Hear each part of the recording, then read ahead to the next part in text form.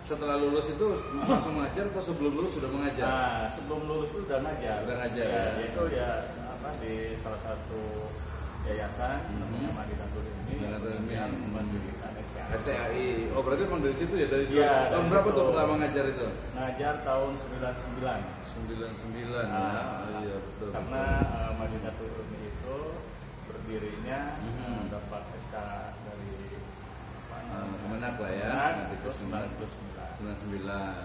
Berarti langsung ngajar di situ. Ya, ngajar ya. Betul. Berarti 99 ya. Berarti dosen tetap akan di situ di awal gitu ya. Ya, dosen tetap langsung. Langsung ya. Karena baru kan ya. Betul. Terus 99 sampai kemudian ke kampus yang keduanya tahun berapa itu? Nah, kampus keduanya kampus ke S3. Enggak, bukan, maksudnya yang ngajarnya. Oh, ngajarnya. Atau tetap di situ sampai tahun berapa? Nah, di situ sampai 2010 sih ya, 2010 ya. Ya sempat ketua juga ya. Ketua tahun berapa itu? 2016 ya. 2010 ke 2016 ya. Setelah 2010? Kalau ketua kan baru nih. Iya, betul. 2010 saya mendirikan namanya boarding school. Boarding school. Di Cisarua di Narmati Anwar Sanusi. Yang namanya Arafah. Arafah, benar, yang terkenal itu ya. Arafah. Nah, dari Arafah 2013 ada kesempatan ambil S3 UNJ. Beasiswa juga. Iya, benar.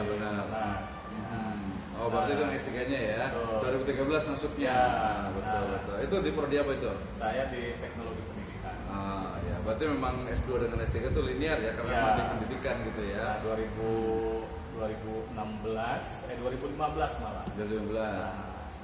Saya coba diajak untuk gabung di Unida Juanda, betul ya. Sempat juga Juanda ya di 2015 ya. Berapa lama tuh di Juanda itu? Setahun ya. ya. Karena dari Madinatul Ilmi minta saya jadi ketua. Langsung ke Madinatul Ilmi lagi. Ya. Dari Juanda itu jadi dosen, jadi wakil dekan ya.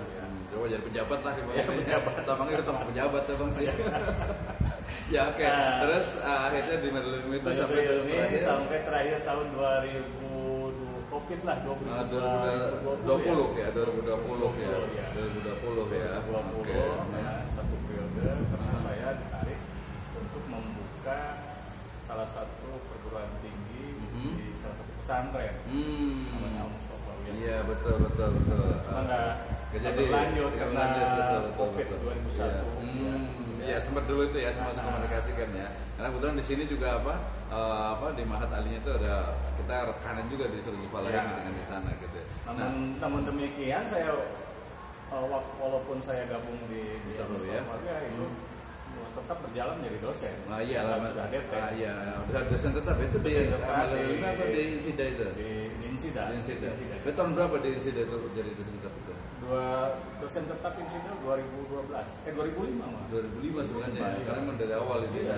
Jadi kaki dua waktu itu. Iyalah, kan usaha gitu. Kaki dua dosen tetapnya di sana. Ketuanya di Madinatul Ilmi. Oke, berarti ringkasnya itu adalah bahwa jadi dosen itu tadi dari tahun 99 lah ya. 99, malah tadi 98 itu saya baru lulus SMA itu ya. Udah jadi dosen, artinya kan pengalamannya banyak sekali gitu ya. Mungkin kita tanya dulu nih. Jadi apa sih sebenarnya tadi kan sebabnya itu karena orang tua itu dosen, kemudian lihat kok dosen itu kayaknya keren, kayaknya pintar dan sebagainya. Kemudian apa motivasi untuk menjadi dosen selain tadi sebabnya itu? Alasan menjadi dosen sekarang ini mungkin agak perubahan gitu. Ya, jadi dosen itu justru sebuah tantangan bagi kita. Tantangan ya. Yang mungkin orang melihat dosen itu enak. Enak ya. Tapi, betul. Tapi ternyata setelah kita dalami enak juga gitu ya. Tapi asik gitu ya. Asik ya. Apa asiknya? Artinya bahwa dosen profesional itu salah satunya kan harus memenuhi 3 hal. Iya, betul. Tridharma ya, betul. Jadi dosen itu bukan hanya mengajar, jelas ya.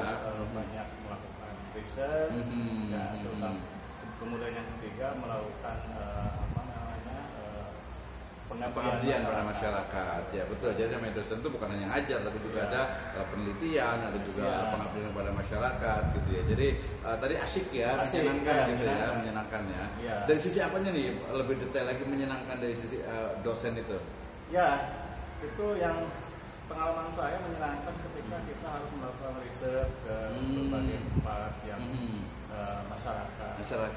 Berarti kayak orang sosial kali memang ya. Iya, betul. Tapi kan di masyarakat banyak hal yang perlu kita angkat. Ya. Betul. Harus diselesaikan juga ya, ada masalah. Jadi bagaimana kita terjun masalah itu menjadi problem solving. Masya Allah, luar mulia sekali ya, mulia sekali ya. Jadi memang tadi karena sosial kemudian juga membantu masyarakat, lebih tepatnya seperti itu ya. Kemudian kalau umpamanya tadi asiknya ya, enaknya jadi dosen itu ya. Dosen itu memang kalau di masyarakat juga, dosen keren gitu keren gitu ya. Pinter lah kesannya gitu, walaupun nggak semua juga kali gitu ya. Dosen kalah sama ini kayak kampung kan. Oh gitu. Ya itu mungkin ininya beda, levelnya beda gitu ya. Terus kalau ininya ya tadi satu ya, mungkin bisa sebutkan nggak dua lagi yang menyenangkan dari jadi profesi dosen ini apa? Ya sukanya jadi dosen itu apa sih? Ya. Selain penelitian tadi. Ya sukanya yang kedua untuk kita banyak memperluas pergaulan ya. Betul. Teman-teman yang satu pemikiran. Gitu, dan dari situ bisa saling tukar pikiran, untuk pengalaman, keilmuan, gitu kan. Betul. Ya akhirnya jadi dosen itu ternyata kita tidak harus fokus pada satu kajian, pemahaman, betul. harus lintas ilmu. Oh, harus multidisiplin juga ya. Multi-ilmu. Betul ya. Dari situ. Jadi semua memang jadi dosen itu banyak hal yang dipelajari ternyata. Nah, berarti benar juga ya. Jadi dosen itu pinter tuh bukan karena dia udah kuliah udah selesai pinter enggak, tapi justru proses ya. Proses. Artinya dia itu dosen itu justru yang namanya dosen itu dia harus belajar terus gitu ya. Long life education lah istilahnya gitu ya. Tapi juga dosen itu saat mengajar tentu harus profesional. Iya, betul. Profesional dalam hari ini kita mengajar ya harus mempersiapkan perencanaan. Benar. RPP-nya gitu ya. Kalau di dosen mungkin rencana pembelajaran semester. Betul. Dan itu harus sesuai dengan ketentuan tentu. Ya dan juga mungkin dengan ini ya, dengan perkembangan zaman ya. Mungkin kalau ini nih kita mau nanya nih kepada Dr. Asep nih. Jadi kalau kita kan lihatnya ada beberapa dosen-dosen senior nih biasa kadang itu mereka ngajar itu terlalu konvensional gitu. Konvensional itu maksudnya apa ya? Jadi mungkin kayak guru juga kadang ada beberapa yang model lama lah gitu ya, zaman old lah gitu ya. Mungkin datang ke kelas kemudian oke, hari ini kita akan belajar ini, kemudian mungkin dia ada yang lecturing terus full ceramah gitu sampai selesai. Ada juga mungkin cerita curhat malah gitu ya. Nah kalau Pak kayak gimana nih cara ngajar yang mungkin bikin fun, menyenangkan, itu kayak gimana sih? Ya tentu berbeda cara pendekatan seorang guru ketika di tingkat LPA. Iya betul. Ya kan dalam ilmu pendidikan itu bukan lagi pedagogi Iya. Jadi sebagai metodologi, tapi sebagai dengan andragogi. Betul, pendidikan untuk orang dewasa ya. Orang dewasa ya, betul. Bahwa menempatkan bahwa dosen itu sebagai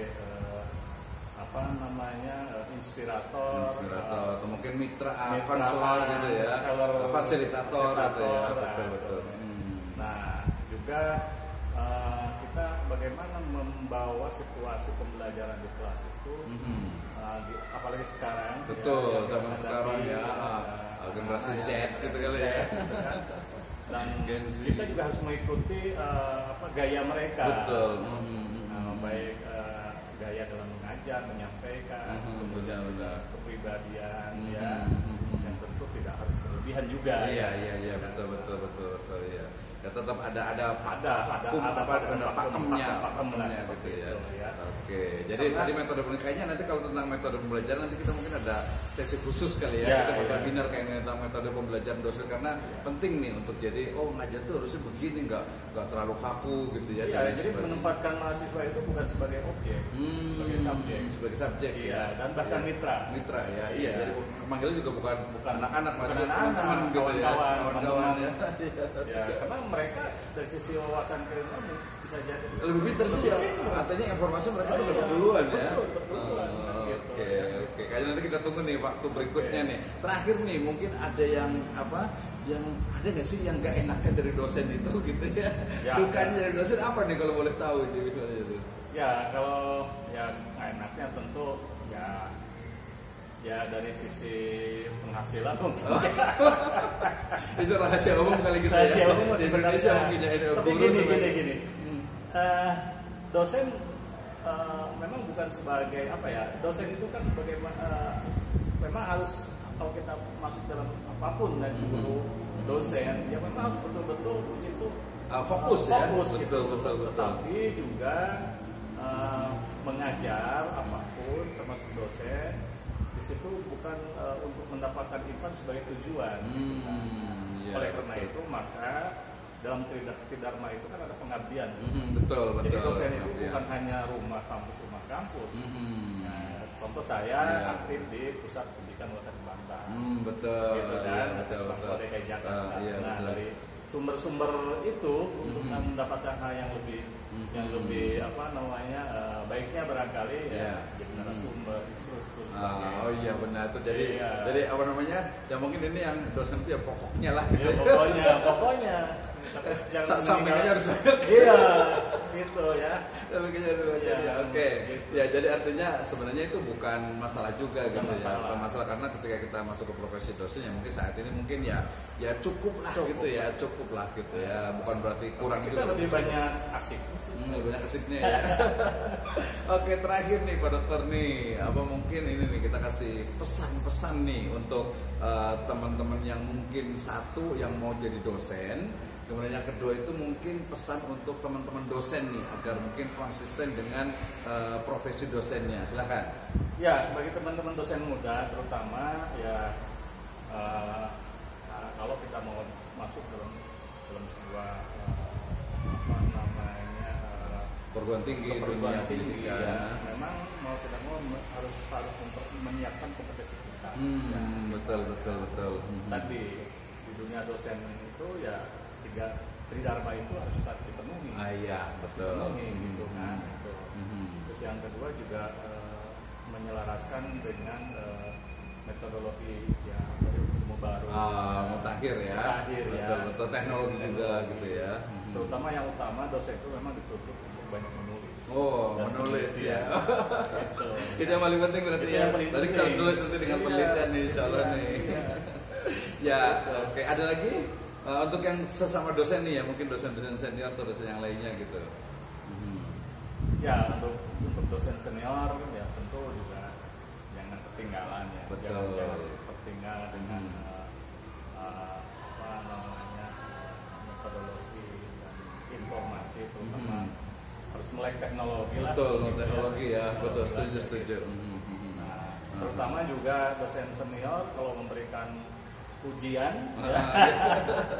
sekarang anak mahasiswa kita pintar kan, udah pintar dulu aja isi ujian kan tinggal buka ChatGPT. Iya benar, udah semuanya itu ya. Jadi kalau mahasiswa menyiapkan satu strategi, kita 10 strategi. Itu kuncinya ya. Dosen harus lebih pintar dong gitu ya. Mahasiswa hanya baca satu buku, paling tidak 5 buku. 5 buku, betul. Jadi begitu mahasiswa nanya kita sudah siapkan. Betul, berarti memang ada preparationnya ya untuk mengajar dan sebagainya. Berarti betul tadi kembali ke awal bahwa dosen itu memang apa istilahnya itu makhluk profesi yang pintar gitu ya. Pintar gitu ya. Pintarnya bukan kemintar tapi memang dia itu karena terus belajar. Bukan pintar ngeles sebenarnya. Kita cari jawaban gitu ya. Oke, terima kasih banyak Pak Dokter, luar biasa sekali, mudah-mudahan bermanfaat. Demikian, assalamualaikum warahmatullahi wabarakatuh.